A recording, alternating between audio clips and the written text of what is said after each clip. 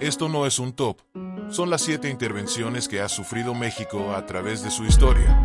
Antes de meternos a fondo, no te olvides de suscribirte al canal para mantenerte al día con nuestras actualizaciones.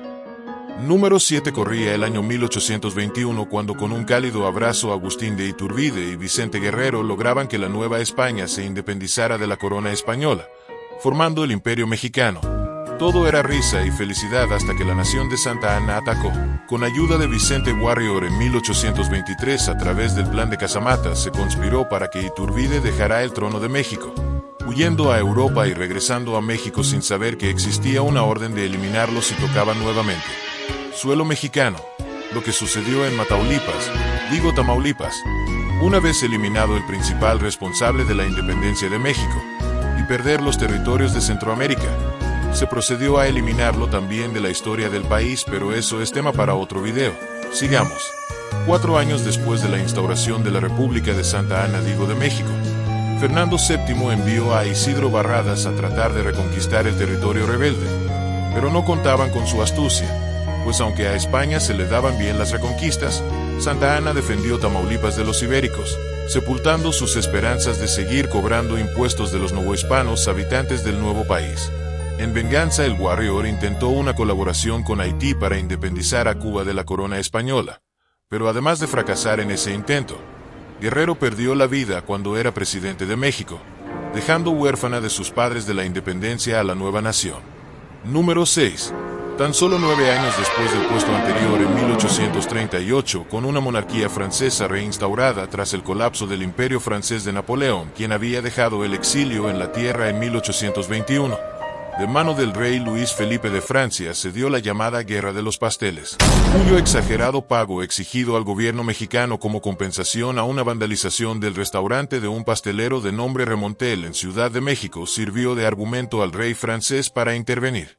En México, aunque se esperaba que fueran los pasteles más caros de la historia para la nueva nación, otra vez Santa Anna se la rifó y defendiendo el puerto de Veracruz de los invasores perdió una pierna, pero se ganó el apoyo incondicional de la clase política de México, terminando con el pago de 600,000 pesos de la época, pero conservando íntegro su territorio, con la excepción de Texas, perdido 2 años atrás, lo que nos lleva al siguiente puesto.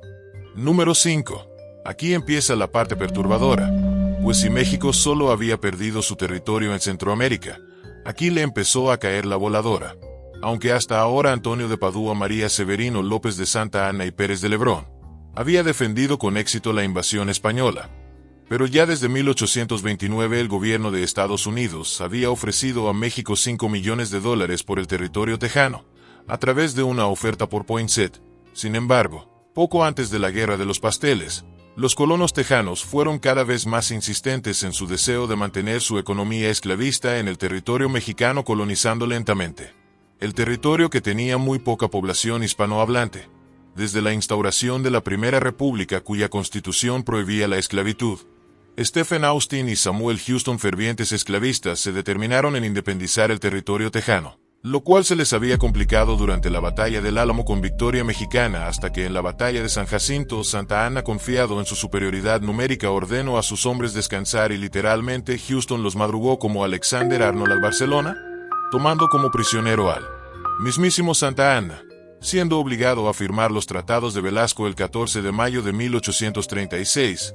El Tratado de Velasco no reconocía la independencia de Texas, solamente la retirada de las tropas mexicanas con una frontera en el río Nueces, aunque los tejanos reclamaban más territorio sin tener bases que argumentaran tales hechos. La independencia de Texas fue reconocida de manera forzada por México en el Tratado de Guadalupe Hidalgo. Spoiler: todo empeoró.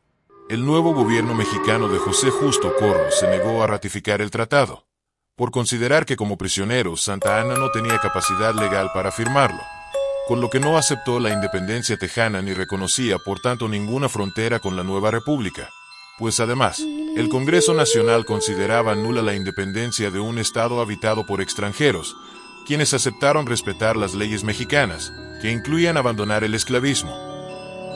Si llegaste hasta este puesto, eres de la audiencia de Huesos Colorados, ya que estamos a punto de presenciar uno de los mayores nerfeos de la historia. Así que suscríbete al canal. En 1845 se realizó la anexión tejana a los Estados Unidos de manos del presidente proesclavista James Polk, lo que hizo cabrear a México, pues suponía una confrontación con el gobierno mexicano que seguía sin reconocer la independencia de Texas.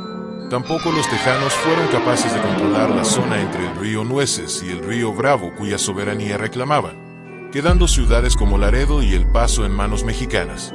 La disputa quedó sin resolver y fue la causa de que tras el ingreso de Texas en los Estados Unidos se desencadenara una invasión de este país a México que concluyó con el Tratado de Guadalupe Hidalgo.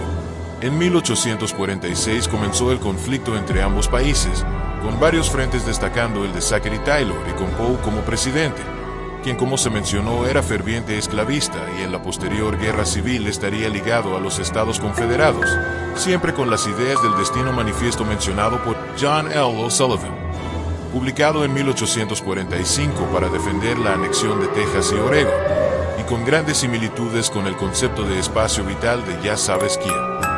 Como si no fuera suficiente, al mismo tiempo de la intervención norteamericana en Yucatán, que desde 1841 se había intentado independizar, estalló la llamada Guerra de Castas entre nativos mayas y el gobierno de Yucatán, que entró tanto en desesperación que solicitó anexarse a los EUA, propuesta que fue rechazada. También se invitó a Tabasco a formar parte de la República Yucateca. También en 1840 en los actuales estados de Nuevo León, Tamaulipas y Coahuila, que alguna vez fue un estado junto a Texas, quisieron independizarse con el apoyo de la misma Texas, alimentando movimientos independentistas en Zacatecas y Sinaloa. En 1847 se da una invasión simultánea por Baja California, Mazatlán, Chihuahua, Monterrey, destacando la campaña de Scott, que partiendo desde Nueva Orleans, tomó una ruta muy similar a la que había tomado más de 400 años atrás Hernán Cortés, llegando por Veracruz, pasando por Puebla, ciudad clave para mantener los suministros norteamericanos durante toda su campaña militar, y finalmente llegando a la Ciudad de México en agosto de ese mismo año.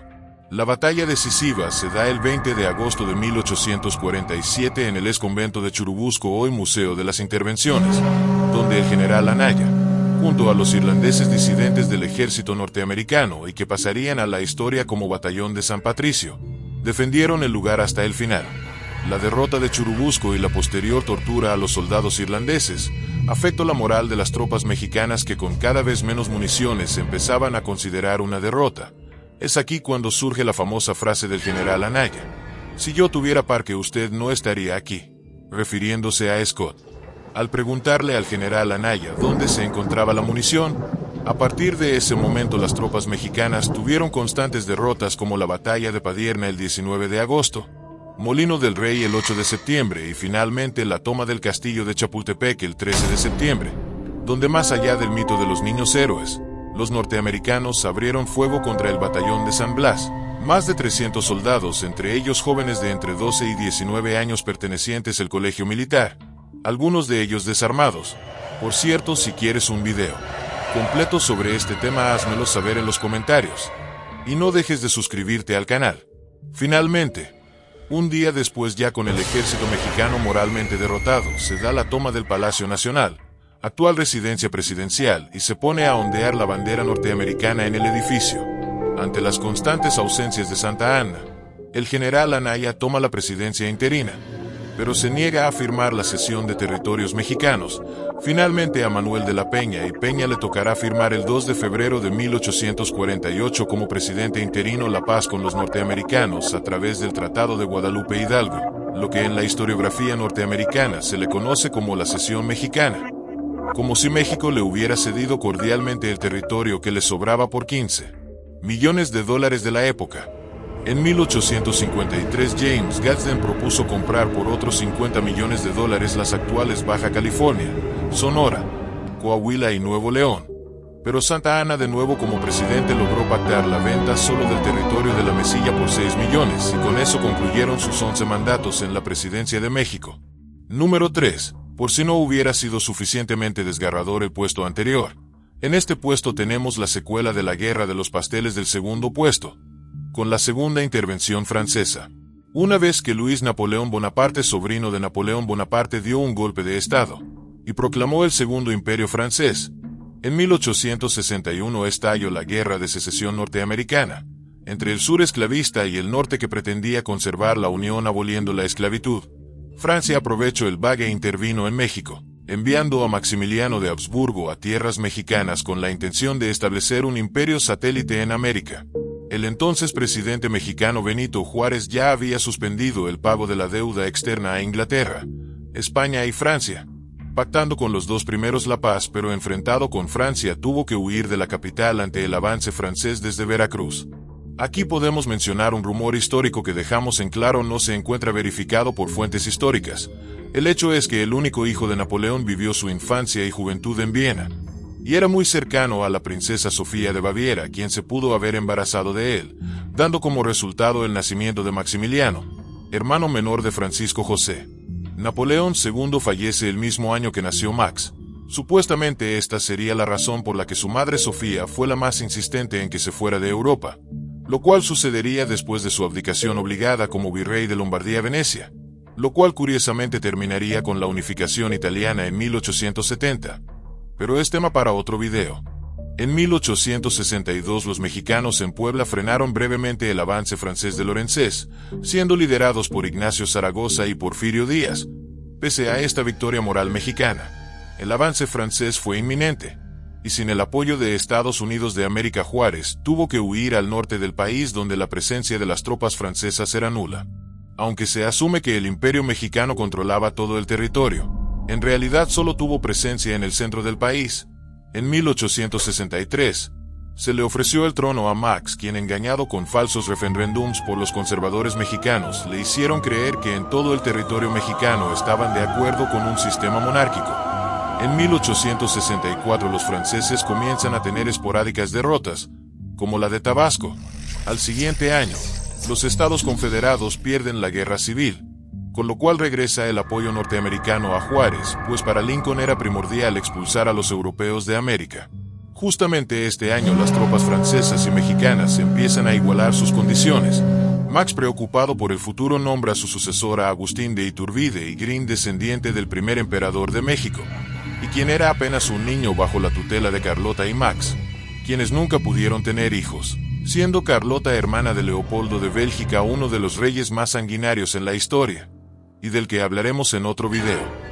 En 1866 el ejército francés solo tuvo derrotas y Napoleón III le comienza a retirar el apoyo a Max, quien también es abandonado por la mayoría de conservadores al darse cuenta que era más liberal que el mismo Juárez, teniendo consideración hacia los indígenas del Valle de México y estando alejado de la idea del proyecto que los conservadores habían asumido, no sin tener tintes autoritarios como el llamado Decreto Negro, que establecía pena de muerte a los grupos disidentes del régimen.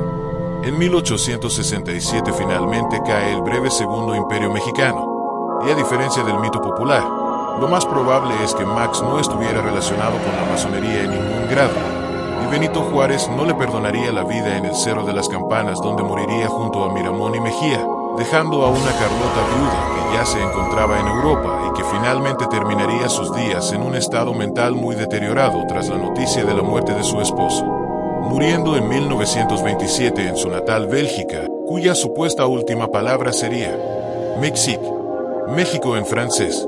Número 2. Tras la victoria de Juárez y sus pactos de cooperación con Estados Unidos, sus constantes periodos presidenciales lo pusieron en una posición de autoridad casi absoluta en la República, solo dejando el poder hasta su muerte en 1872, tras un breve periodo presidencial de Lerdo de Tejada.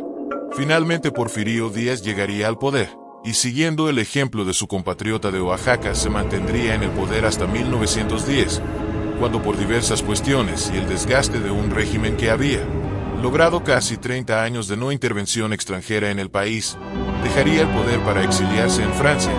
A diferencia de la creencia popular, la fase violenta de la Revolución Mexicana estallaría hasta la llamada Decena Trágica en 1913, cuando Victoriano Huerta, apoyado por los norteamericanos a través del Pacto de la Embajada, que había sido promovido por el embajador estadounidense Henry Lane Wilson, eliminaría a sangre fría a Madero y su hermano Gustavo, desatando el periodo más violento de la llamada Revolución Mexicana en la historiografía mexicana. Un año antes de la muerte de Díaz, en 1914, los norteamericanos volverían a invadir el país, nuevamente desde Veracruz, con el pretexto de ayudar a las tropas de Carranza. en contra del usurpador Huerta al que habían apoyado inicialmente. Aunque la ocupación de Veracruz también tenía el propósito de evitar un acercamiento entre México y el Imperio Alemán que ya peleaba la llamada Gran Guerra en Europa. La invasión fue breve, pues para el 30 de abril, las tropas de la Marina estadounidense fueron reemplazadas por el ejército de Carranza, que se encargó de mantener la ocupación durante casi 7 meses hasta el 23 de noviembre que el ejército estadounidense se retiró completamente, pues veía ya en puerta un inminente conflicto con Alemania. Número 1. La última vez que tropas norteamericanas entraron en territorio mexicano se dio después del asalto a la ciudad de Columbus por parte de las tropas de Francisco Villa, quien quería provocar problemas a la administración de Carranza. Objetivo que se cumplió, pues los norteamericanos fueron repelidos por tropas del mismo Carranza en Parral, Chihuahua. Mientras Villa se internaba en la sierra de Chihuahua y el general John Pershing fue incapaz de atraparlo, plantándole la división del norte al menos 4 derrotas, y las tropas de Carranza otras 2, siendo la más recordada la derrota norteamericana en el Carrizal, Chihuahua, y la victoria mexicana en Glen Springs, Texas. De todas las batallas entre diversas facciones de la División del Norte y el ejército de Carranza, los norteamericanos solo ganaron una, retirándose los norteamericanos y declarando la guerra a Alemania al año siguiente tras la intercepción por parte de inteligencia británica del llamado Telegrama Zimmermann, propuesta alemana para aliarse con México en contra de Estados Unidos, y será tema para otro video. ¿Cuál invasión te pareció más interesante? Te leemos abajo en los comentarios. No olvides suscribirte y activar la campanita para más historias. Te hablo, el historiador de